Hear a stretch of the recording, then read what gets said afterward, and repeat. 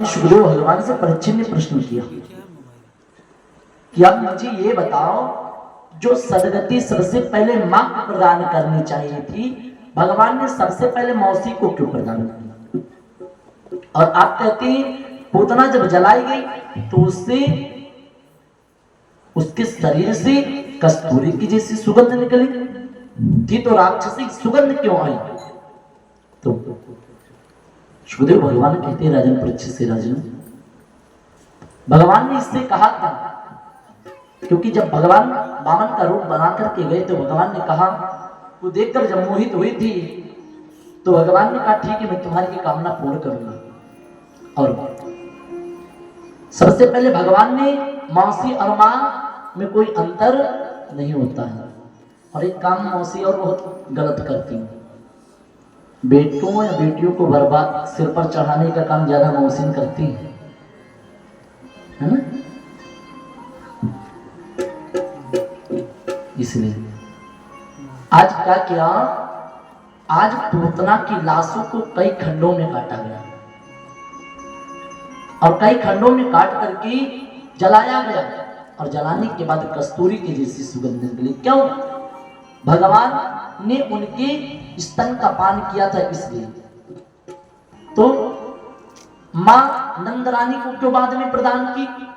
क्योंकि समाज में कोई दुनिया में एक ऐसी औलाद नहीं पैदा जो कि मां के दूध का कर्ज कभी अदा कर सके। कोई ऐसा नहीं जो कि अपनी मां के दूध का कर्ज अदा कर सकता है, कोई नहीं कर सकता। इसलिए मां के कर्ज से कभी छुटकारा मिलने वाला नहीं, क्योंकि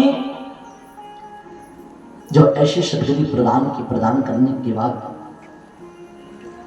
एक बार क्या हुआ, अच्छा लोग बहुत सारे लोग, समाज की दशा एक और है। समाज की दशा क्या है, बेटा जब बड़ा होने के बाद क्या करते हैं, माता पिता से पूछता बेटा मेरे लिए तुमने क्या किया, तुमने अभी तक तुमने क्या किया हमारे लिए। थोड़ा सा जब रुपया पैसा पास में आ जाता है तो माता पिता को दुदकारना प्रारंभ कर देते हैं। भगवान की बहुत बड़ी कृपा की जो आपके बेटे बहुत भगवान की कृपा से परिवार की देखभाल सबकी रखते हैं। इसलिए और एक बार क्या हुआ, एक बेटा अपनी मां से कहता, मां चल अपने दूध की कीमत बोल कितनी हुई, मैं वो कीमत अदा करने के लिए तैयार हूं, चल दूध की कीमत बता। तो मां ने कहा बेटा तो मुझे रुपया पैसा मत दे, तो एक रात के लिए मेरे पास लेट जा बस, मैं उसी दिन समझ जाऊंगी कि मेरे सारे दूध की कीमत आज मेरे बेटे ने अदा कर दी। मां की वृद्धावस्था में मां वृद्ध हो चुकी, क्या किया, बेटे को पास में लिया, लेटा दिया। रात में जब 12-1 बजा तब मां को प्यास लगी, पुत्र मुझे प्यास लग रही, पानी पीने को ला दे। आज बेटे ने कहा ठीक है, गया लेकर के आया ग्लास में जल, और बेटा थोड़ा सा जैसे मुड़ा, मां ने क्या किया, उस जल को लिया और लेकर के बिस्तर पर डाल दिया। बिस्तर पर जब डाल दिया, डालने के बाद क्या किया, कहा आ बेटा बैठ, कमा जब पीछ को का पुत्र जल गिर गया दूसरा ला दे। 2 बार लेकर के मां ने 2 बार डाल दिया, और तीसरे बार लेकर के मां ने पिया जल, और कहा पुत्र अब आ बगल में लेटे जा। आज जैसे बगल में लेटा तो कहा मां तुम्हारा दिमाग खराब है जो तूने बिस्तर गीला कर दिया।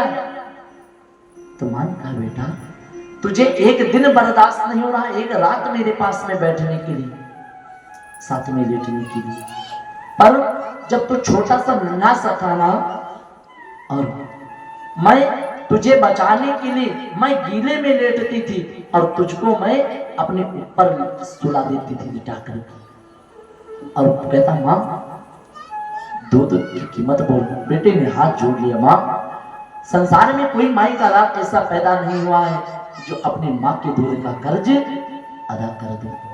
इसलिए भगवान ने सदगति माँ को बाद में प्रदान की, क्योंकि माँ के कर्ज से कभी अदा कोई होने वाला नहीं।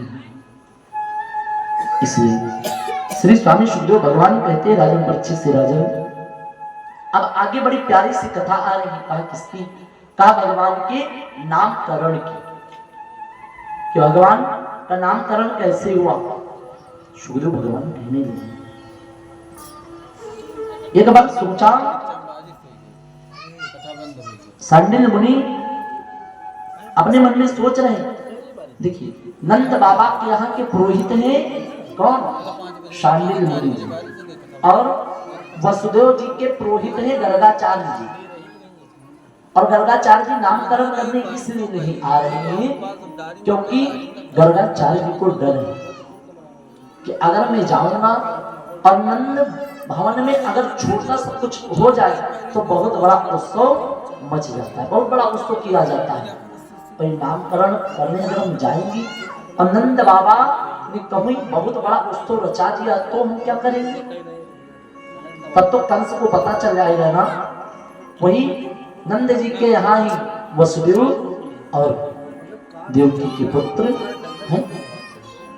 आज क्या किया?